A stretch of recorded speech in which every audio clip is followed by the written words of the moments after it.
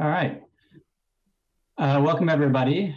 Today is August 18th, 2022, and we are here to talk about our updated product roadmap at Chia.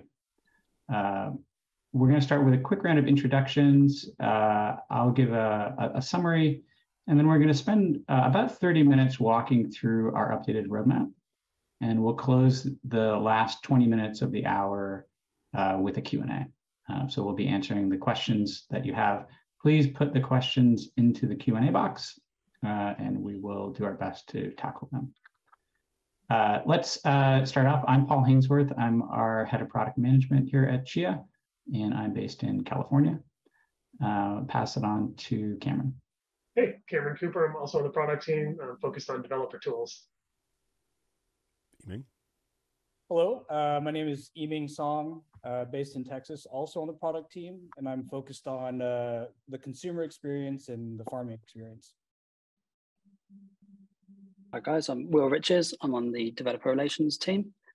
We are the guys you need to go to if you're building something. To get any assistance or guidance, then come to us. I'm Gene. Everybody knows who I am. I'm the Chief Market Officer and the brand whisperer. Go ahead, Paul. Thanks, Gene. Okay, so I'm gonna just start with a little bit of housekeeping, and then I want to talk to you a little bit about some themes around our roadmap. But first, the housekeeping business, we're moving to update our roadmap quarterly. We've listened to feedback from the community. I know a lot of folks have been hungry to hear about what we're working on. And so we are moving to a quarterly update. This, as our first update, is a little bit out of band. Our goal is to update toward the end or the beginning of each quarter. So expect to see another update from us in about 6 weeks. It won't be earth-shattering. Each quarterly update should be relatively iterative in nature. And you're going to start to see additional quarters added on to the tail end of our roadmap with each update. So stay tuned for that. We also will be taking community inputs for the roadmap via a tool we're going to share. We're moving our roadmap to a tool called Product Board. Yiming is going to take you through a spin of that. So there is a path for providing inputs directly to our roadmap. And finally, housekeeping, we will have a link to the roadmap initially in public Keybase channels with a permanent link to our roadmap coming soon. We're doing some pretty significant changes to our website, and once that lands, we'll have a place for the roadmap on our website. Let's jump into some key themes in the roadmap.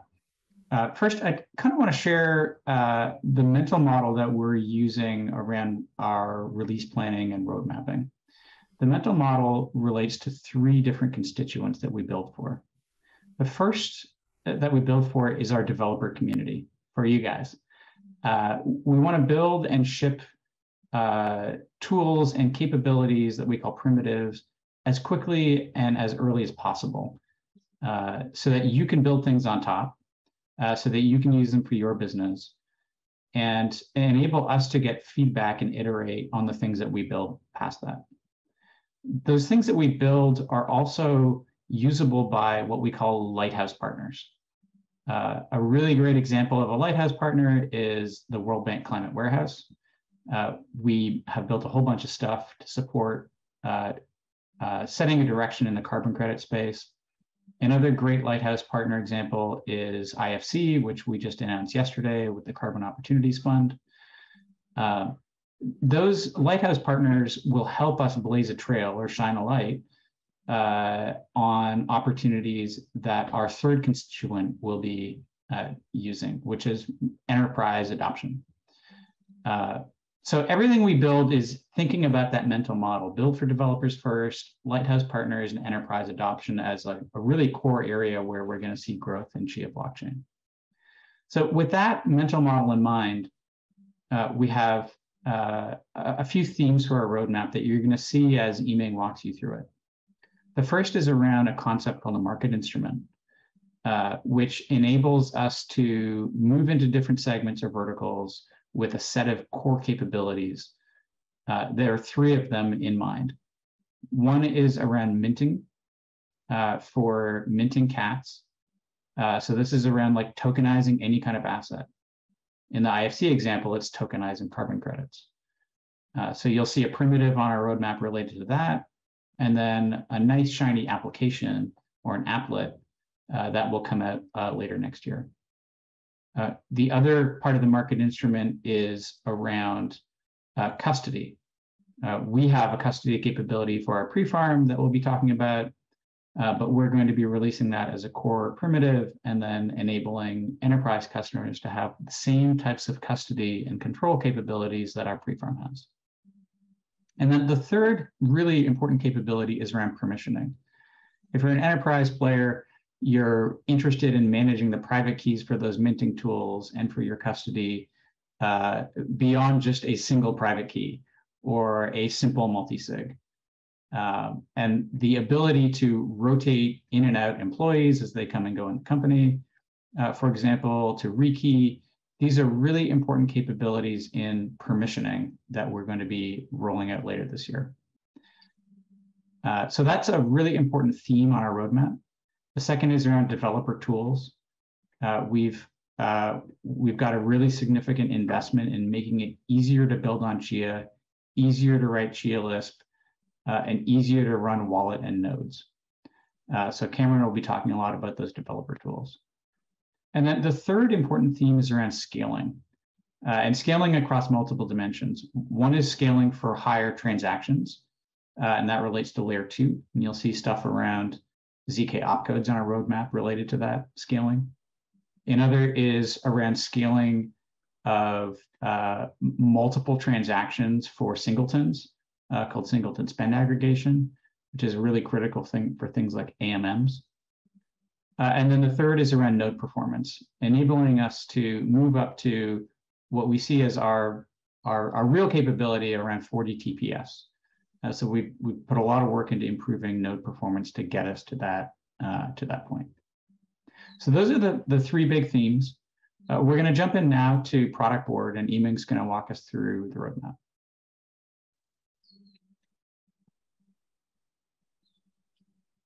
Great.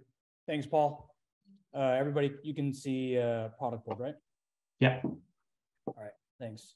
So the view that I'm showing here is going to be a view that everybody in the community will be able to see. And we will share this link out after the broadcast today. So there's a couple things with product board that you'll see here. One is you'll have the ability to submit ideas. So I think, in talking with some of the Twitter spaces, we heard sort of, GitHub is not necessarily the most user-friendly way of submitting new ideas. And so this is going to help create a way for you to, give us some feedback around things that you might be looking for. And when this is submitted, we'll be working on a weekly basis to look at all the inbound requests. And when they become, when we decide to add it to the roadmap, you'll probably see it eventually show up here on the product portal here, where we have all the committed items on the roadmap listed on a quarterly level. And we also have a under consideration. So this is, again, a way for us to get feedback with any of these cards that you see here. You have the ability to vote up or down. You can comment on these things. We will be able to see them, so that gives us a way to interact with you all in the community around sort of our thinking around these things, and helping us kind of further develop and validate what we're building here. And so that's sort of the general structure here. Like I said, we have these 4 tabs at the top that are outlining what we're planning for at a quarterly level. And so with that, we'll actually start to jump into the specific requirements or the specific capabilities that we'll be adding on a quarterly level. So we'll start with Q3. And with that, maybe Cameron, I'll hand it over to you to kind of lead off the charge on some of the developer-related items that will be coming. Yeah, absolutely. Yeah, so let's get started with the first one here, which is secure the bag. Hopefully, some of you are already familiar with this. We actually already did release it. This was something that was came out of sort of it was a Bitcoin idea that we were again first to implement. One of the great things about Chia. The thing about secure the bag is it makes it very easy to distribute a lot of coins. And so for doing things like airdrops, you can put that sort of secure the bag on chain and then unwind it and distribute all those coins. We added that capability into our cat admin tool to make it so that you can easily distribute a bunch of cat tokens. And we did this especially as a part of the Cat2 migration. So Secure the Bag is already out. Hopefully everybody's familiar with that. Really exciting technology. We're going to use it in more places, but that was the first application that we used for it. The next is the NFT bulk minting tool, or which probably refer to it as the minting tool. We have RPCs already in the wallet to make it so that you can mint a single NFT, but for many projects, they want to produce thousands, sometimes as many as 10,000 NFTs. And we need a specialized tool to do that. We have a tool that we've been building. We actually used it for the Chia Friends release, but it wasn't ready for release. There were some features that we needed to put in there that weren't complete yet. And so we're finishing that up. Now we're still sort of nearing the end of development, and then we'll go through testing and we'll release it to you guys as quickly as possible. Now, one of the cool things about this feature is that this tool is that in addition to making all the NFTs, it will also make offer files if you ask it to. And so this can actually help for distribution. So if you're minting a bunch of NFTs and you also want to sell them, then you can use this tool to make 10,000 offer files for those new NFTs. So we'll be releasing this in its own sort of release cycle. It does rely on some RPCs from the wallet, but once those RPCs are merged into main, we'll be able to release the tool and you'll be able to use it from there. Move on to the Chia Lisp language servers. So there's a whole suite of tools that we're looking at and we're starting to build, which will help developers who want to write Chia Lisp. There's a lot of tools that we're missing. And the first one is just great editor and IDE support. And for those of you that are familiar with this, there's a thing called the language server protocol, which allows an IDE to get intelligence about source code from another service. And so by building a Chia Lisp language server, we would be able to provide things like syntax highlighting, diagnostics, auto-completion, jump to definition, all kinds of things that you're used to having sort of in an advanced editor and IDE, we'll be able to do with Chia Lisp as well. So we're building this out. It's actually will be included in our CLVM tools, and we'll do an initial release of it with a VS Code extension, but this will be compatible for anybody that wants to write extensions for other editors and IDEs. We expect to see it working with Vim, Emacs, Sublime Text. It should be able to be working with all of those that already have language server support. So that's the language server. And then last on the list that I'll talk about here is the simulator. We actually do have sort of the core of a simulator in place that we use for some of our automated tests and development, but there's some work that we wanted to do to really productize this and make it so that it was easily consumable and can be used by the rest of the community. And so this simulator will be available this quarter, and it'll have a number of things. It'll help you get going. One of the great things about it is that it actually runs the full sort of mempool and consensus layer. And so you are able to actually simulate things that happen in the mempool, but you can also march it along and farm blocks at your own rate, as opposed to having a bunch of farmers sort of automatically farming. So this will help, increase sort of development speed, but it'll also help for things like automated tests where you want to have a suite that you run against, whether it's wallet code or Chia Lisp code, and make sure that it continues to run correctly. So really excited about the simulator. Yeah, that's that. I'll hand it off to Will to talk about data layer. So I think data layer, a lot of you on the call are probably familiar with, but essentially enables you to store larger amounts of data off chain and reference that data on chain, and enables people to then subscribe to your node to receive that data. I think out of all the kind of primitives that we have worked on and we are working on, I think it's one that the community is probably the most excited about. Been a lot of ideas we've seen that have been really kind of exciting for what people would like to incorporate with data layer. We've obviously been kind of laser focused on helping the World Bank with their implementation for the climate warehouse, solving problems specifically around that. We're going to set up a developer group for specifically for developers who want to build things on data layer to look into more detail and into what it is you want to build and what potential sort of hurdles that could be there for us to help you with, and build some tools around that.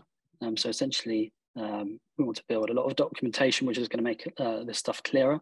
I think one of the differences with this primitive as well is that conceptually it's a lot different. There isn't really anything like this on other chains.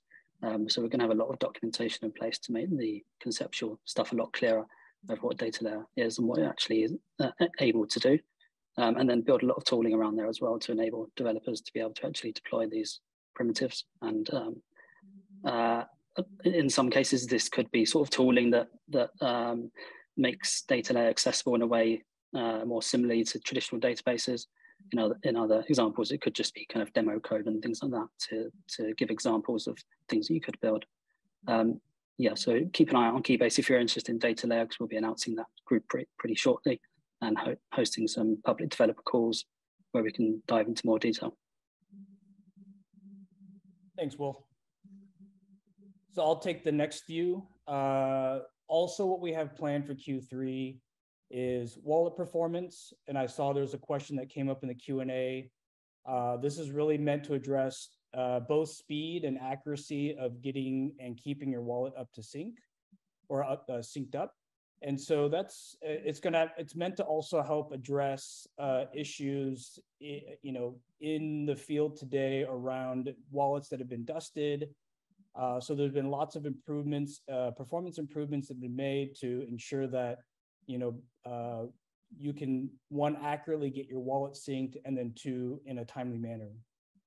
So just, hang tight, but those changes are coming and will be available this quarter. The next one is NFT for cat offers. So when we launched the NFTs, we initially focused on XCH for NFT in terms of the offer trades that you can make. We also supported NFT for cat offers through the RPC. And so this update is actually providing the ability to create these NFT for cat offers or cat for NFT offers inside the GUI as well. And so, just making it a little bit more user-friendly and, further sort of enabling, all the goodness that we see in the community around NFTs today. The next item is around NFT spam, and there's going to be a few different things that we'll plan out over the next quarters, but the initial one is around just allowing people to show and hide their NFTs in their gallery. The intention here is that if you do get some spam that's sent to you, that you'll have the ability to hide it so that you're not having to see it every time it's there. And so again, just giving some more flexibility in terms of how users can manage the NFTs that they have in their gallery. And then the last one is node performance. So as you heard Paul speak about sort of one of the themes about scalability. So we've been working on a lot of under the hood optimizations to help increase the speed for full node syncs. And then as well as reducing the amount of system resources needed to perform that sync. And so a lot of goodness that's going to come from those updates once that's released. So we'll move to Q4. And why don't I kick this back over to you, Cameron, to talk about this stuff. Yeah, absolutely. So yeah, one of the big things, and we've been working towards this for a while, is what we're calling the Wallet Sdk. And so for people that are building solutions that leverage the Chia blockchain, there are a number of issues that they have to solve. And today that they're mostly doing this using the RPCs provided by our consumer wallet, but a better approach is to actually build your own wallet and track and spend your coins directly. And so there are a lot of things that have to be done to do that. It's all the things that our wallet is already doing. We are building an SDK to actually make that much easier for developers to do. And so handling everything from key management to signatures, communicating with full node network, and then also sort of building, running, compiling sort of coin spends, everything that a wallet has to do. And so packaging that up as an SDK so that you can, from there, build your application, whether it's a DApp that you're building and you need to track coin states, or maybe you're building an AMM, or some other kind of marketplace. or even a Coin Explorer or a desktop wallet. The list is sort of is endless. And so we're building that SDK. This is going to be a long project for us. This will be the very first iteration of it. And we'll have to sort of do this in increments. The very first iteration will handle that very sort of core lower level functionality, like I mentioned, with key management and signature management, talking to the full node. And then from there, we'll add on more layers of complexity, dealing with different kind of coin types and constructing different spends, and then ultimately ending up dealing with things like offer files. And so that's the Wallet SDK. We'll start. This is the first release that we'll see of it, and then we'll have iterations on it every quarter coming out. Next, we'll talk about the VS Code extension. So the very first thing that you'll see would actually be what we're going to release for the Chia Lisp language server. Well, actually, there will be a VS Code extension there, but we'll actually increment on that and add more functionality that's not directly the language server, but things for like building and running and debugging, tools that you really want to have in your IDE. Those are the things we're going to be building there. And then going on to the ZK opcodes. And so zero knowledge proofs is something that's really exciting. Hopefully some of you all are familiar with that. We want to enable zero knowledge proofs with the Chia blockchain, but in order to do that, we're actually missing some opcodes that we need. Those opcodes are all related to BLS operations that you need to be able to perform in your Chia Lisp code. And so we're going to start the process out by producing a chip to add those enhancements to the CLVM. And that's what you'll be seeing coming in Q4. Following up, then we'll talk about the release schedule for that a little bit later. Then I guess, I head back to you, Yiming, for internal custody. Yeah, thanks, Cameron. So I'll talk about the next three primitives. Again, as Paul mentioned earlier, as one of the themes is,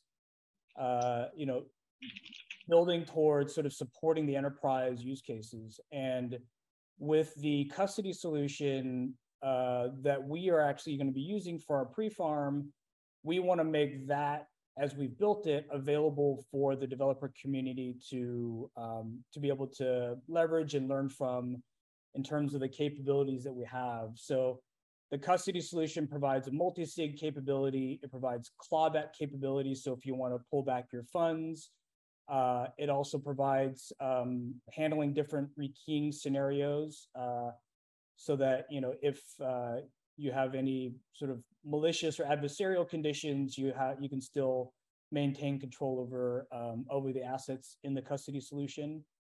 And so those are all, as it's built, something that we want to package up, make it available for developers, provide the documentation to help understand more how that custody solution works.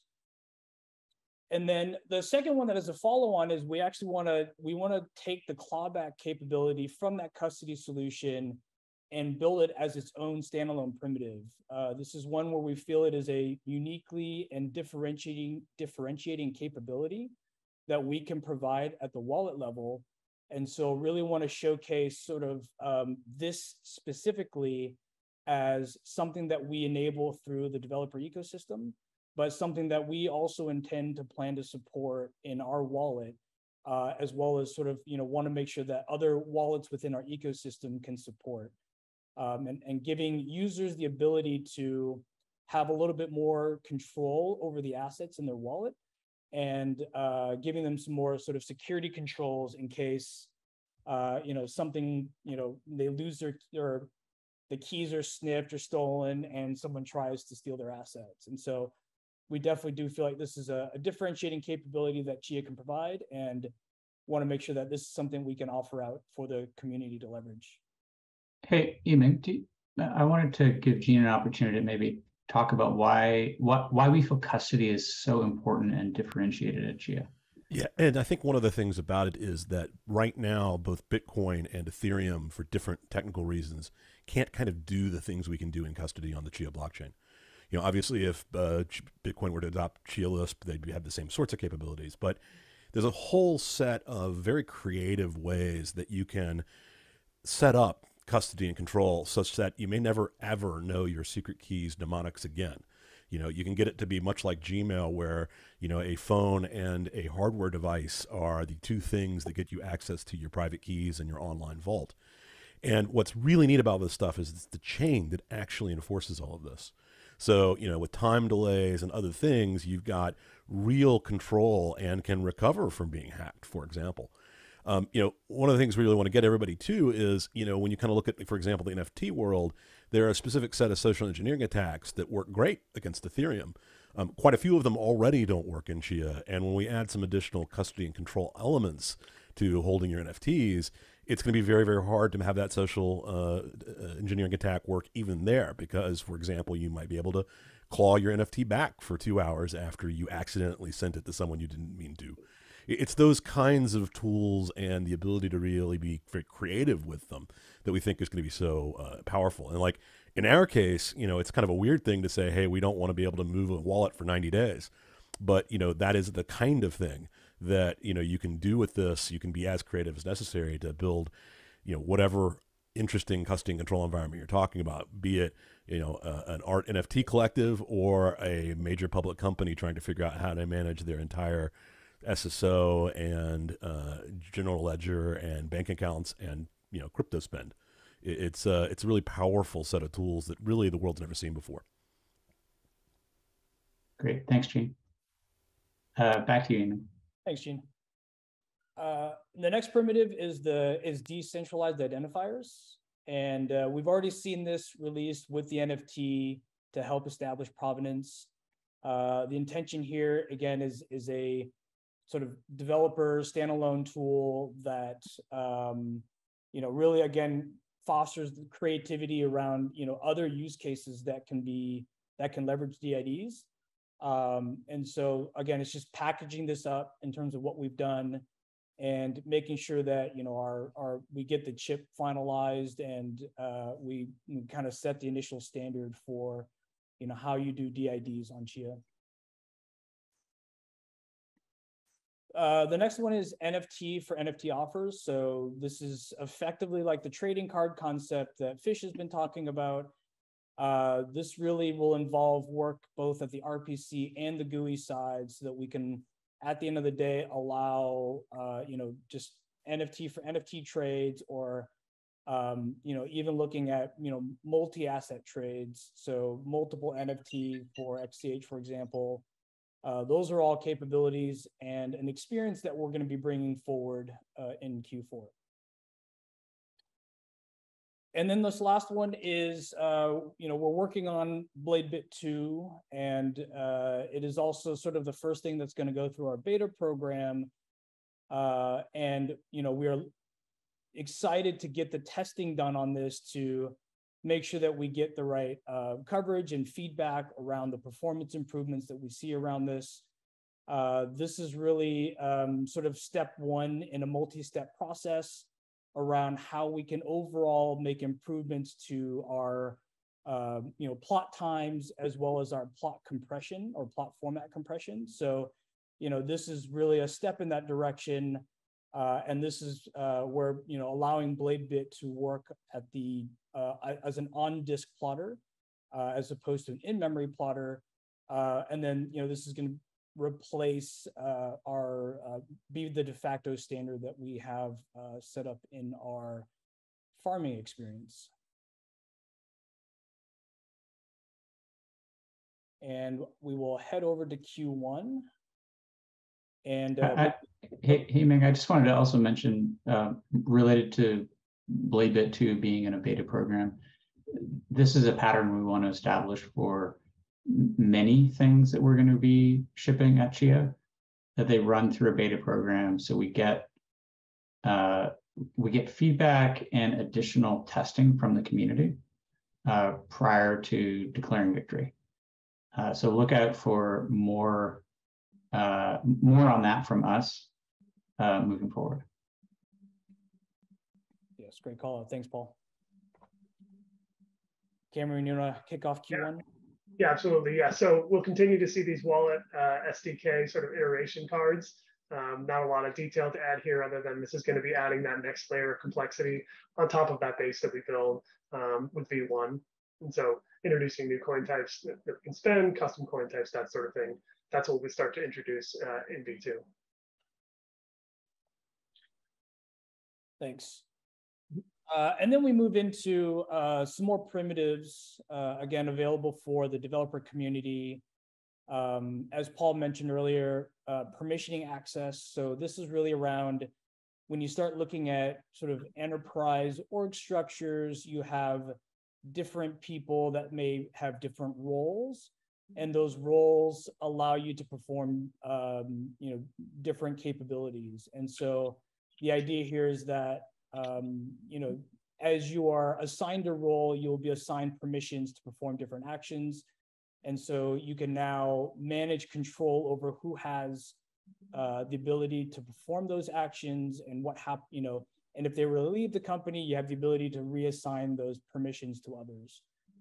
So this is, again, just another building block that we're going to be putting in place and making available for the developer community to start with, and we'll be building more things on top of that, as we'll get to in the rest of the roadmap update. The next item is enterprise cat minting. So we have a cat minting tool today, but when we look at it from the enterprise context, this is really a sort of a combination of the permissioning that I just spoke about with cat minting, so that you can limit sort of who will have access to be able to mint cats from an enterprise standpoint. And when we look at things like carbon credit funds, this will become important, so that you have a set of users who have the ability to go in and mint cats in those use cases, so that you're not relying on one person and one key, and you also have the ability to rotate people in and out should there be changes there.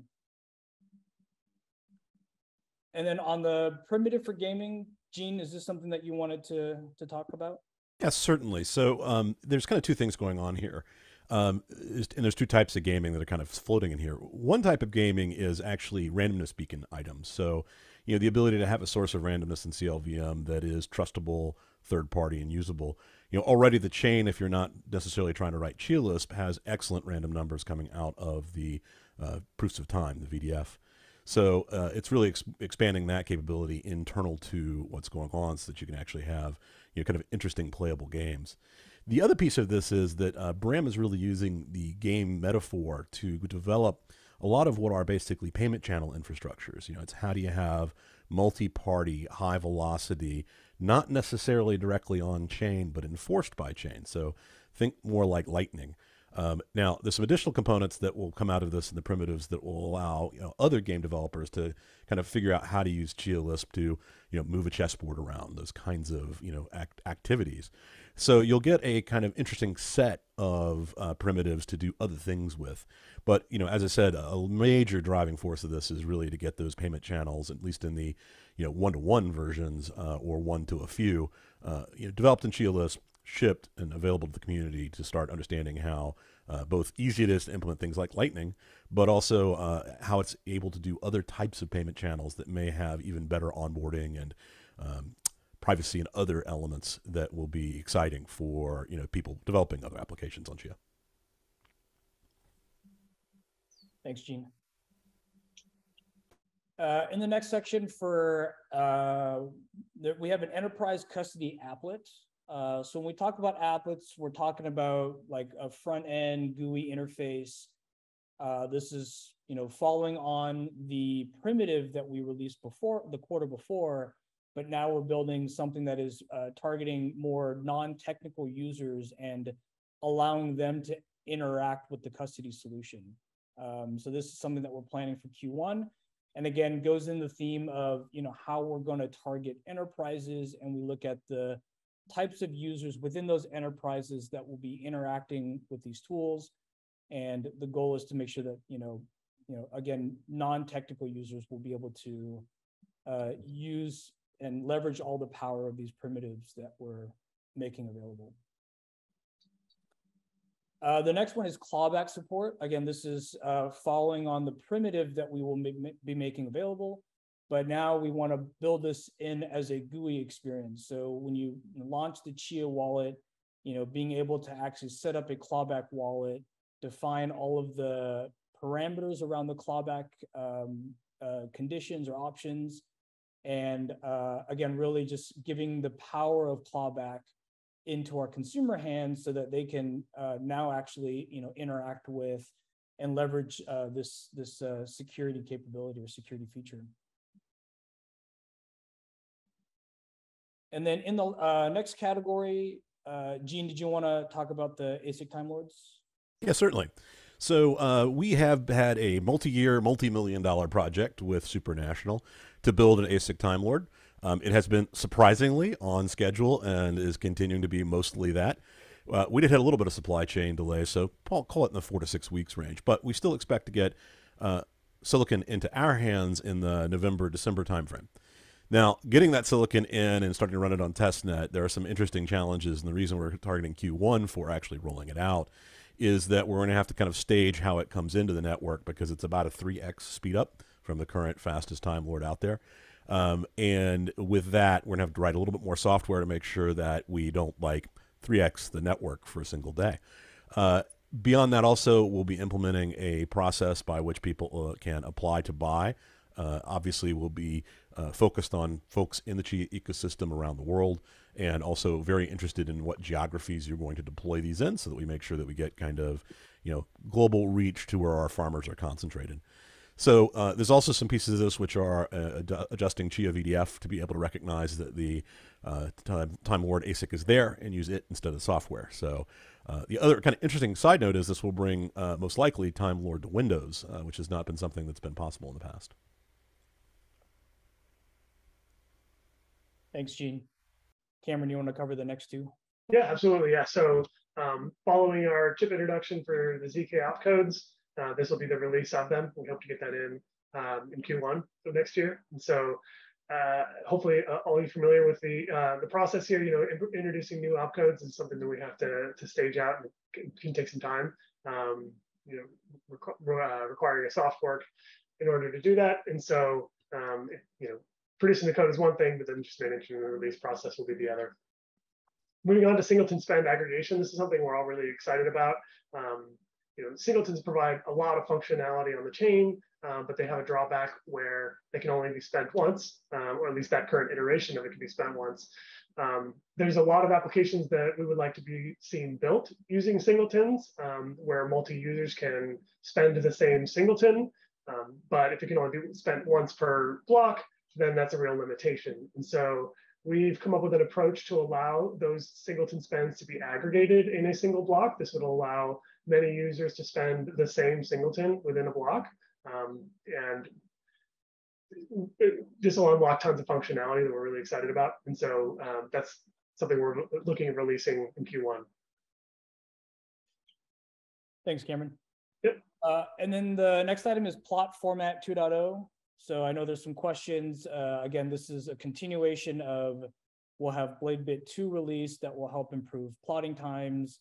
We will also be looking at making improvements to the plot format to really kind of maximize the amount of space it takes up.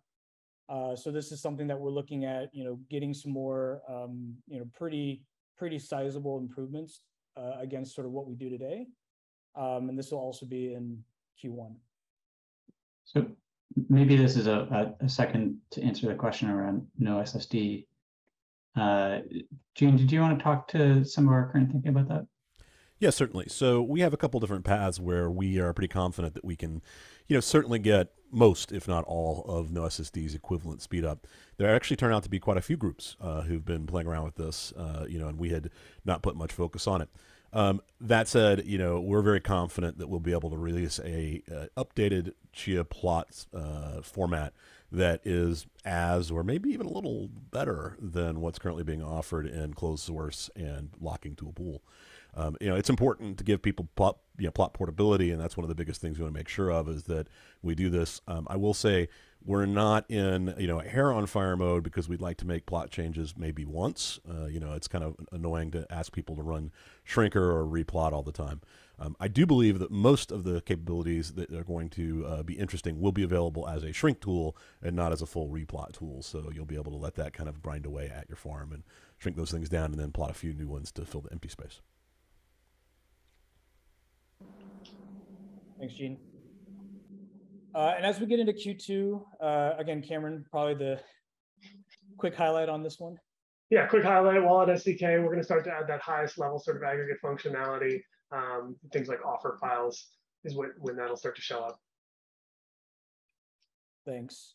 And then just again, following along the primitives, we'll have sort of the GUI or front-end experience built around enterprise permissioning, and then also same for enterprise cat minting. Again, really just targeting sort of the more non-technical users that might be interacting with these enterprise tools. And then I'll just show you the last part, which is these are the items that are under consideration. So Paul spoke to some of these. Some of these I've also heard from the community as well.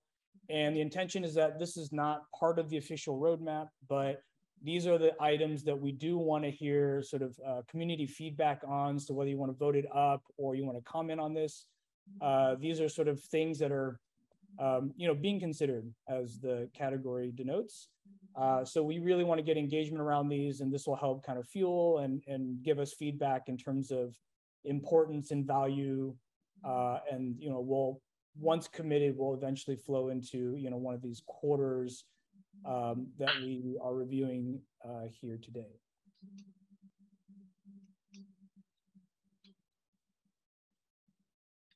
So I think that brings us to the end of reviewing our roadmap. I think we're going to go move to Q&A section. Yeah, I did want to talk for just a second about the ETH to Chia bridge. There's, I think, a lot of interest in the community in seeing a bridge from Ethereum in particular to Chia for DeFi projects, but generally speaking, to enable crypto capital inflow to Chia blockchain. So we hear you and agree this is a very high priority as an infrastructure piece for Chia. It's not on our official roadmap yet because we are working on a plan for it, not because it isn't important. So we will likely have more news on that in our next roadmap update, which, as I mentioned, is at the end of this quarter, started in the next quarter. So stay tuned for that then. But I just want folks to know this is a very high priority item for us. We could talk for a second about DAOs as well and some of our thinking around that.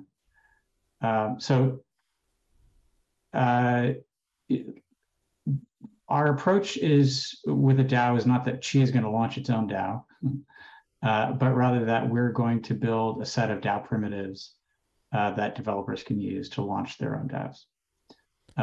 I view this as significant and material to the general Chia ecosystem as NFTs, if not even more so. And so we're reluctant to share the overall plan for that yet until we've got more clarity. But again, stay tuned for our next roadmap update on that. And I'd add that we see DAOs as being more than just what is kind of currently being done online. We see this as things like securities funds to create things like the IFC carbon coin out of a security that was sold online, registered, and legal in the United States. So we expect to take this DAO primitive and go further with it. We joke internally, when you read DAO, you may be seeing Delaware LLC.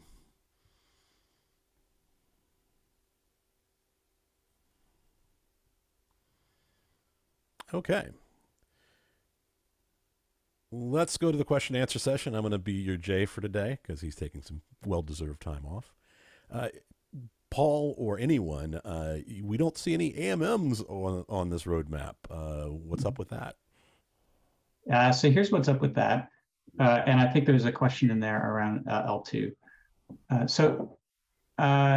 It's true, there isn't an AMM on our roadmap, but we have been actively collaborating with a partner who is planning to launch an AMM soon, trademark.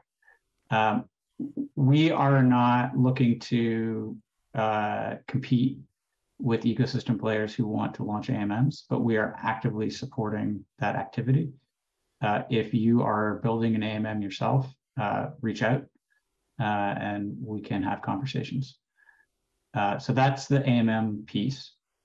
The L2 part of the question relates to the work we're doing around zero knowledge proof opcodes, so that we have building blocks in place for a ZK rollup to launch as an L2 on Chia. The first effort, though, is getting that chip done and building and shipping the opcode so that it's possible for a ZK rollup to launch on Chia next year or the year after. Yep. We aren't going to build that L2 ourselves. That's like a whole business. And so we're going to actively support and solicit interest from existing rollups and folks that want to build one, and help to actively support those parties. Yeah, and I just want to add, when we talked about L2, it was figuring out what we wanted to do here. We're doing the ZK rollup stuff soon. The other thing is the actual implementation of the better version of Lightning that Lightning would like is actually relatively straightforward in Chia Lisp. So there is going to be more than one path that we're taking on L2s, though again, we expect others to implement Lightning style Lightning on Chia. Yeah, I just want to add on AMMs as well. There are actually multiple projects that are working on that, so that's really interesting to see.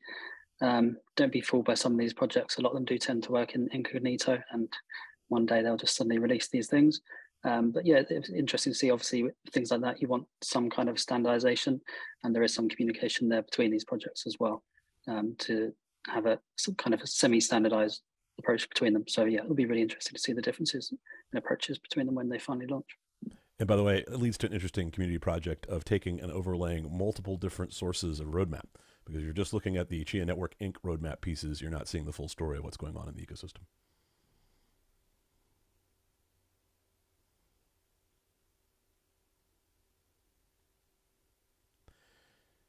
Okay, let's see. Can we get an update on where we are with the IETF BLS standard? Yeah, you want to answer that? They have published version 5, which is backwards compatible with the updated version 4 and with our implementation. So there is a latest draft that meets our needs that we're happy with. There's no timeline for coming out of draft, but we're happy with the current state of it. So, Paul, do we have does any of this correlate with requirements from partners or Lighthouse level entities? I may have caught Paul stepping away for a moment. I'll go ahead and answer as he comes back. Go ahead, Paul. Yeah, I'm back. Sorry, some weird thing going on in the background here. Yes, definitely. Some of the work we're doing is directly correlated to Lighthouse partners. So when I talked earlier in our thematic discussion about market instruments, when we think about minting, CATs, custody, and then permissioning of those tools, this is something that our friends at IFC in our Carbon Opportunities Fund will directly need. So we've been thinking about many of these roadmap items in concert with that as a Lighthouse partner. And that is a kind of directional. But as I mentioned earlier, when we build things, we want to ship with developers as soon as possible. And we did that with NFTs. We had a kind of a closed dev alpha group for NFTs. We had a lot of feedback from that group as we were building and iterating on the standards. And you'll see that pattern continue with Chia. Great. A reminder for those of you who are in attendance, if you have a question, please put it in the Q&A box, not in the chat box. We won't be using raised hands, etc. So please use that. Let's see. What's the next one? Are we going to be expanding the ability to blue box other VDFs proofs in the Time Lord situations?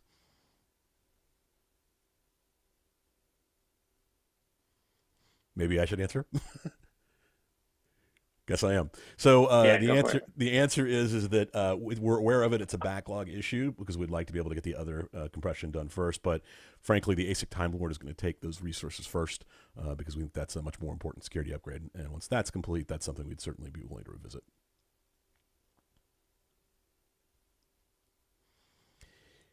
Paul, can you comment, or anyone else, on what a kind of at least high-level set of DAO features would look like in an MVP? Yeah, sure. So when we think about problems to solve for DAOs, one of those first order areas is obviously how do you crowdfund capital? How do you create a treasury? And so this will be one of the capabilities that we expect to ship.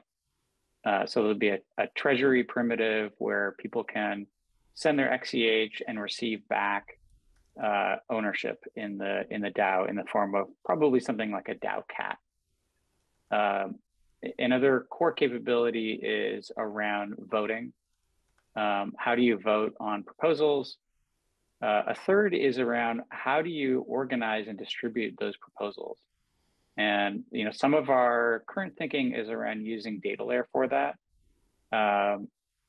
This is like early thinking, but the notion would be that people could use data layer as a DAO participant to create proposals, distribute the documents, so that there's no notion of an information rug pull where the Discord disappears, all the documents disappear, or the proposals were edited after the vote happened, things like that. So that's another really core capability.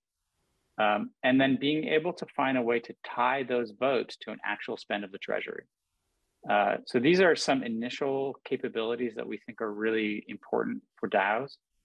We also think Chia is very uniquely positioned to deliver on some of these capabilities with our coin set model. So stay tuned for that. And again, we want input from the ecosystem on this, collaborating with Will and our DevRel friends to get those inputs. And Paul, if I can add also, once we have the core DAO primitive, the interaction of those primitives with our other primitives like DIDs and NFTs, like that's going to start to create a lot more opportunities around, what could be possible in terms of the different types of DAOs that come forward. Great. I'm going to take the question a little different direction. The question was, how practical would it be for Bitcoin to implement Chia Lisp or VDFs? I think that actually conflates two different things. I think that implementing Chia Lisp is absolutely within Bitcoin's realm, and in fact has been talked about on the Bitcoin core development list. It is a serious proposal to do that instead and to continue to one-off the new opcodes.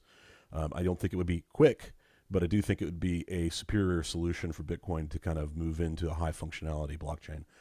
Chia Lisp was very much designed in the spirit of Bitcoin with all of Bitcoin's concerns and security best practices in mind.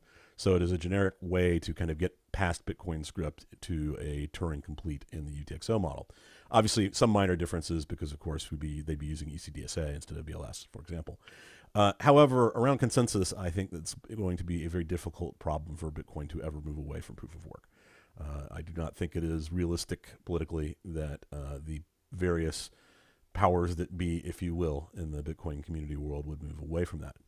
We are absolutely excited if they would, and we're more excited to help make sure that Bitcoin does move forward. We think that it's important that Bitcoin continues to get more features and functionality, that Bitcoin could do things like the custody and control solutions we're going to launch. And the neat thing, especially to the extent Bitcoin moves in our direction from a Chia Lisp perspective, things you write here will, with very minor modifications, then be able to work on Bitcoin as well. And this gets to one of the kind of core issues. There's a recent article set running around about how in Argentina, people are definitely using Bitcoin, but they're using intermediaries.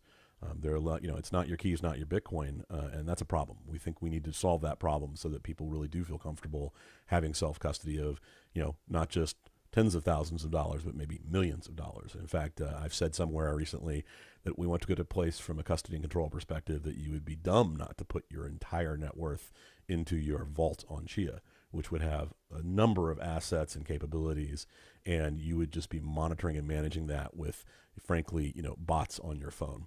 That's where we should get, and that's where we want to get, and I think that is something to be really critical for both Bitcoin and Chia.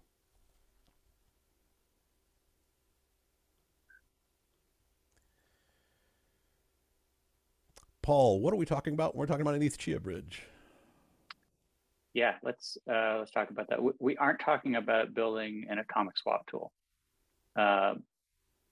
our current thinking, I'll describe, but first I'll share that we have evaluated all of the major bridges in Ethereum to other blockchains, and have come away very disconcerted or just simply dissatisfied with the technical implementations, and also, disconcerted by the hacks that we've seen from many of the major bridges. So we're taking a different approach. Our current thinking, which could change, but our current thinking is much less of a traditional, quote unquote, traditional permissionless bridge, and much more of a kind of a centralized trusted model using a multi-sig wallet on Ethereum, a multi-sig wallet on the Chia side, and watcher software that signs transactions. And something like 5 of 9 cosigners for transactions to take assets from ETH and provide wrapped assets on Chia and vice versa. That's our current thinking in how we would build it. So it may be a bridge too far to call it a bridge, because it's really 2 multi-sig wallets. But we'll have more to share with the community on that soon. And I would just add that we are understandably cautious about this from a security perspective, because bridges have been the #1 exploit for the last 12 months or so. Any new would-be codename stuff on the roadmap, Paul? So things that are codenamed are things we don't really talk about. So we're not ready to share any of those yet. We do have a couple codename projects that we use internally.